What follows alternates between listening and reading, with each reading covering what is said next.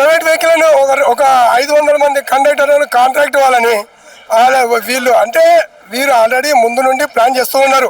వీళ్ళని సమ్మెలకు పంపాలి, కాంట్రాక్ట్ వాళ్ళని మనం లోపలికి తీసుకోవాలి అన్న ఉద్దేశంలో 500 మంది కాంట్రాక్ట్ కండక్టర్లని అపాయింట్మెంట్ చేసుకోవడం జరిగింది. నిన్ననే తీసుకోవడం జరిగింది. వారికి ట్రైనింగ్ ఇవ్వడం జరుగుతున్నది.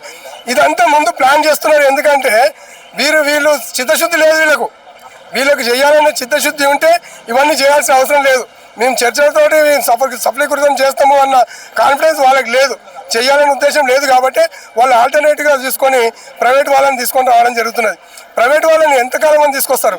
వారికి కూడా ఇప్పుడు ఉన్న ఎంప్లాయీస్కి 45,000 మంది ఉన్న ఎంప్లాయీస్ 30,000 మందికి వచ్చారు. మా పనిభారం పెరుగుతూనే ఉంది. వారి మీద ఇంతవరకు ఒక డ్రైవర్ కేటగిరీ నుండి 1000 పోస్టులు ఇస్తామని చెప్పి అన్నారు. 1000 పోస్టులు ఎక్కడ ఇస్తారు? ఇంతవరకు ఇవ్వలేదు. ఇప్పుడు కాంట్రాక్ట్ వాళ్ళని ప్రైవేట్ వాళ్ళని పెంచుతూ పోతున్నారు. వీళ్ళందరూ లోపలికి వచ్చిన తర్వాత ఆర్టీసీ సంస్థ నిర్వీర్యం కాకపోతే ఇంకేమవుతుంది? మేము కొట్లాడుతున్నది కూడా ఆర్టీసీ సంస్థను కాపాడుకోవడానికి కోసమే, నిర్వీర్యం కాకుండా కాపాడుకోవడం కోసమే. ఎలక్ట్రిక్ బస్సులను కూడా గవర్నమెంటే తీసుకొని నడిపితే మనకు మా ఎంప్లాయ్మెంట్ కూడా డ్రైవర్లు మన డ్రైవర్లే వస్తారు, మన కండక్టర్లే వస్తారు. కాబట్టి ఎంప్లాయ్మెంట్ కూడా పెరుగుతుంది. కాబట్టి ప్రైవేట్ బస్సులు తిరుగుతున్నాయి, ఇవాళ మటుకు తిరుగుతున్నాయి. మేము కూడా చెప్తున్నాం ఏంటంటే మేము శాంతియుతంగా చేయాలనే ఉద్దేశము. మేము 30,000 మంది ఉన్నాము. ఇప్పుడు 35,000 మంది సమ్మెలో ఉంటే దాన్ని పరిష్కారం చేయకుండా మేము బస్సులు నడుస్తున్నాయి కదా అని చెప్పి చూసుకుంటూ ఉండలేరు. ఏ గవర్నమెంట్ అయినా సరే 36,000 మంది సమస్య ఇది, బయట ఉన్న వారి సమస్య. ఇప్పుడు నువ్వు బస్సులు ఆల్టర్నేటివ్ నడుపుకోవచ్చు ప్రైవేట్ వాళ్ళతో, కానీ ఈ 36,000 మందికి మీరు ఏం చేస్తారు అనేది సమస్య. దాన్ని సాల్వ్ చేయాల్సిన పద్ధతి గవర్నమెంట్కి ఉన్నది. ఎందుకంటే ఇంతకుముందు గవర్నమెంట్ చేసిన తప్పే మీరు చేయాలని మేము అనుకుంటున్నాం. ఇప్పటికైనా ఈ రోజు అయినా సరే పిలిచి చర్చలు సఫలీకృతం చేస్తారని చెప్పి ఆశిస్తున్నాం. మా డిమాండ్ ప్రభుత్వంలో విలీనం చేయాలి, ప్రభుత్వ ఉద్యోగులతో సమాన వేతనం ఇవ్వాలి, ఇంకా యూనియన్ ఇవ్వాలి సార్. మాకు రేవంత్ రెడ్డి గారు వచ్చి 2.5 years అవుతుంది, ఎందుకు లేట్ చేస్తున్నారు అనొచ్చు?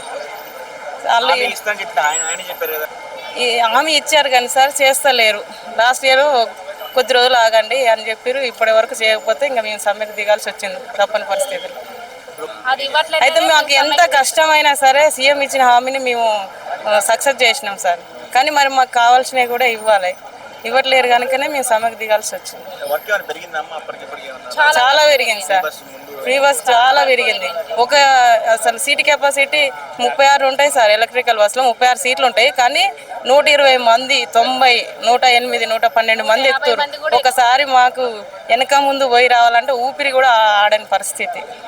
ఫస్ట్ మాకు మెయిన్ ఏంటంటే ప్రభుత్వంలో విలీనం చేయాలి సార్. వాళ్ళు చెప్పిన మాట ఇది. నేను వచ్చిన 6 నెలల లోపే చేస్తా అన్నారు. 6 నెలలు కాదు, ఇప్పుడు 2.5 years అవుతుంది, ఇప్పటి వరకు చేయలేదు. ప్రైవేట్ బస్సులు కాకుండా మాకు ప్రైవేట్ బస్సులు తీసేసి అన్ని ఆర్టీసీ బస్సులే ఉండేటట్టు చేయాలి. ఎలక్ట్రికల్ బస్సులు కాకుండా ఎలక్ట్రికల్ బస్సులు కూడా మేమే ఆర్టీసీ డిపార్ట్మెంటే కొనుక్కునేటట్టు కూడా ఉండాలి.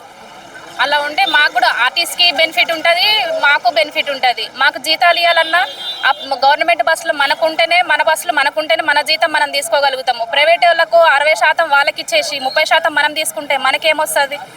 ఆర్టీసీ డెవలప్మెంట్ కావాలంటే బస్సులు మనయే ఎక్కువ ఉండాలి. ప్రైవేట్ చేసుకుంటే ప్రైవేట్ వాళ్ళకే అంత రాయితీ ఇస్తున్నప్పుడు మనం ఎక్కువ ఇంత కష్టపడుతున్నప్పుడు మనం ఏం తక్కువ జీతంతో ఏం చేయలేం కదా. ఒక పక్క మీరు ఇట్లా డ్యూటీ అంటే ఇట్లా సమ్మె చేస్తుంటే, మరో పక్క పొన్నం ప్రభాకర్ గారు, రవాణా శాఖ మంత్రి గారు ప్రైవేట్ వ్యక్తుల్ని ప్రైవేట్ వెహికల్స్ దింపుతున్నారు. ప్రాబ్లమే అవి దింపకూడదనే మాకు ఈ సమ్మె మేము చేస్తున్నామండి. ఒకటే సార్, రేవంత్ సార్ గారిని మేము అడిగేది, మా బస్సులు మాకు ఇవ్వండి, మీరు చెప్పిన హామీలు మాకు ఇచ్చేస్తే మేము డ్యూటీ చేసుకుంటాము, సమ్మె కూడా విరమిచ్చేస్తాము. మీరు ఫ్రీ బస్సు పెట్టారు సార్, బాగానే ఉంది. కాకపోతే మేము కూడా లేడీసే, మాకు ఫ్యామిలీ ఉన్నారు, మా పేరెంట్స్ అంటే మా సిస్టర్స్, మా మదర్స్ వాళ్ళు కూడా ఎక్కుతారు, కాదంటలేను. కానీ ఫ్రీ బస్ ఇచ్చిన వాళ్ళకు పర్సంటేజ్ ఒక 10%, ఒక 20% ఇచ్చినట్టయితే ఆ పర్సంటేజ్ మీద కూడా మనకు ఒక బెనిఫిట్ వస్తుంది కదా. ఇప్పుడు ఒట్టిన ఫ్రీ ఇచ్చేస్తే నెలకింత ఇన్ని కోట్లు మీరు ఇవ్వాల్సిన అవసరం ఉండదు కదా ఆర్టీసీకి. ఒక 10%, ఒక 20% మాకు ఇచ్చేసిన లేడీస్కి ఆధార్ కార్డు మీద ఇంత పర్సంటేజ్ అని ఇచ్చేస్తే దాని కూడా మనకు సగం బెనిఫిట్ అయినా వచ్చి ఉండేది కదా అని నా అభిప్రాయం. దాని గురించి నెక్స్ట్ వచ్చే సీఎం మళ్ళీ మేనిఫెస్టోలో పెడితే హామీ ఇవ్వాల్సి వస్తుందని కొంచెం వాళ్ళు కూడా ఇట్లాంటి హామీలు ఇవ్వడానికి ఆలోచిస్తారు సార్. ఇప్పుడు మరి హామీ ఇచ్చారు రేవంత్ రెడ్డి గారు, మరి నెరవేర్చలేకపోతే నెక్స్ట్ ఎలక్షన్లో మీ సత్తా చూపిస్తారా? చూపిస్తాం సార్, చూపిస్తాం. కార్మికుల ఐక్యత అని మేము అందరం ఒకే నినాదంతో చేస్తాం సార్. మాది ముఖ్యంగా మా డిమాండ్స్ ఆర్టీసీని ప్రభుత్వంలో విలీనం చేయాలి, యూనియన్లను రీఆర్గనైజ్ చేసి అనేది మా డిమాండ్స్. అదేవిధంగా 2 పిఆర్సీలు పెండింగ్లో ఉన్నాయి. కాబట్టి గత ప్రభుత్వం ఉన్నప్పుడు కూడా ఇదే రకంగా ఉండే. ఆ ప్రభుత్వంలో అన్యాయం జరుగుతుందని చెప్పేసి మా ఆర్టీసీ కార్మికులు ప్రభుత్వాన్ని మళ్ళా కాంగ్రెస్ ప్రభుత్వాన్ని గెలిపించుకున్నాం. మాకు మంచిగా అవుతుంది. కాంగ్రెస్ ప్రభుత్వంలో ఎప్పుడైనా కానీ కాంగ్రెస్ ప్రభుత్వంలో ఆర్టీసీ కార్మికులకు మంచిగా జరిగింది. ఇప్పుడు కూడా మంచిగా జరుగుతుందని ఆశించినాం. అదేవిధంగా అవుతుంది అనుకున్నాం. కానీ మా డిమాండ్లు నెరవేరలేదు. ఆల్రెడీ ఇప్పుడు ఇంతకుముందు 2025లో కూడా సమ్మె నోటీసు ఇవ్వడం జరిగింది. అయితే అప్పట్లో అది గవర్నమెంట్ ఏం చేసిందంటే మేము చేస్తాము, ఒక 2 నెలలు టైం ఇవ్వండి అని చెప్పేసి చెప్పిండ్రు. అందువలన అప్పుడు సమ్మె వెళ్ళలేదు. మళ్ళీ ఇప్పుడు కూడా అదే రకంగా ఉన్నారు. కాబట్టి మా డిమాండ్లను మా గొంతెమ్మ కోరికలు కావు. మీరు మేనిఫెస్టోలో తెలంగాణ కాంగ్రెస్ పార్టీ ఆర్టీసీకి మేనిఫెస్టోలో పెట్టినవి నెరవేర్చమని మేము అడిగినాం. కాబట్టి మా డిమాండ్లు నెరవేరినందుకు మేము సమ్మె నోటీస్ ఇచ్చినాం. లేబర్ కమిషనర్ గారి దగ్గరికి వెళ్ళి అక్కడ చర్చలకు పిలిస్తే అక్కడికి వెళ్ళినాం.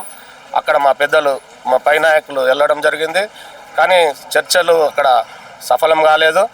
ఏదైనా చర్చల ద్వారా రాత్రి 12 గంటల వరకు మా పై నాయకులు చర్చల ద్వారానే, సమ్మెకు వెళ్ళకుండా చర్చల ద్వారానే సఫలమవుతుందని అనుకోవడం జరిగింది. కానీ మళ్ళీ ఎందుకు అడిగినంటే మళ్ళీ ఇక అదే వాళ్ళు ఇక కాలాపన చేస్తున్నారు. కాబట్టి మేము ఇంతకుముందు ఆల్రెడీ ఒకసారి టైం ఇచ్చినాం.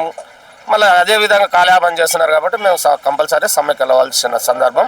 అంటే మాకు ప్రభుత్వం మా డిమాండ్లు నెరవేరే వరకు ప్రభుత్వం చర్చలకు పిలిచి మా డిమాండ్లను నెరవేర్చే వరకు చేస్తూనే ఉంటాం. అంటే మేము ఫ్రీ బస్సుకు మహిళలకు ఉచిత ప్రయాణం అనేది మేము వ్యతిరేకం కాదు. ఎందుకంటే ప్రభుత్వం అది మాకు ఒక స్కీమ్ పెట్టి మమ్మల్ని ఆర్టీసీని ముందుకు తీసుకెళ్తుందని అనుకున్నాం. అందుకే అదేవిధంగా మేము కూడా కృషి చేస్తున్నాం. కానీ మాకు కూడా జీత భత్యాలు పెరిగితేనే కదా మేము కూడా పనిచేసేది. కాబట్టి మాకు దయచేసి ప్రభుత్వాన్ని ఒకటే డిమాండ్ చేస్తున్నాం, ఎంత తొందరగా మా డిమాండ్లను పరిష్కరించి మాకున్న సమస్యలను పరిష్కరించి ఈ సమ్మె నుండి విముక్తి చేయాలని చెప్పేసి ఈ సభాముఖంగా మీకు తెలియజేస్తున్నాం. మీరు ఇచ్చిన మేరకు మాకు మేనిఫెస్టోలో ఏదైతే పెట్టిరో గవర్నమెంట్లో విలీనం చేస్తామని అదే అడుగుతున్నాం. మేము కొత్తగా గొంతమ్మ కోరికలు ఏం కోరట్లేదు, హామీ అడుగుతున్నాం. మాకు గవర్నమెంట్లో విలీనం చేయాలి. తర్వాత మా యొక్క యూనియన్లు పునరుద్ధరించాలి. అదేవిధంగా ఇప్పుడు ఏదైతే బ్లడ్ వినర్ స్కీమ్ కింద ఉన్న వాళ్ళను రెగ్యులరైజ్ చేయాలి. మాకు కొత్తగా ఏమీ హామీలు అడగడం లేదు. వాళ్ళు ఇచ్చిన హామీ మేరకే మేము అడగడం జరుగుతుంది. వాళ్ళు ఎన్ని ప్రైవేటు వెహికల్ దించినా ఏది చేసినా ఇప్పటి వరకు ఆర్టీసీ కార్మికులు అయితే భయపడేది ఏం లేదు.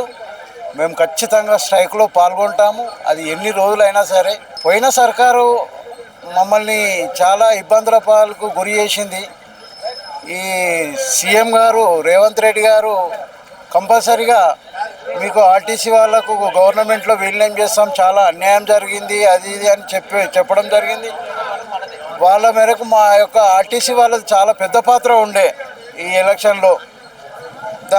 వాళ్ళు చేస్తారన్న నమ్మకం కంపల్సరీ మాకు చాలా ఉంది.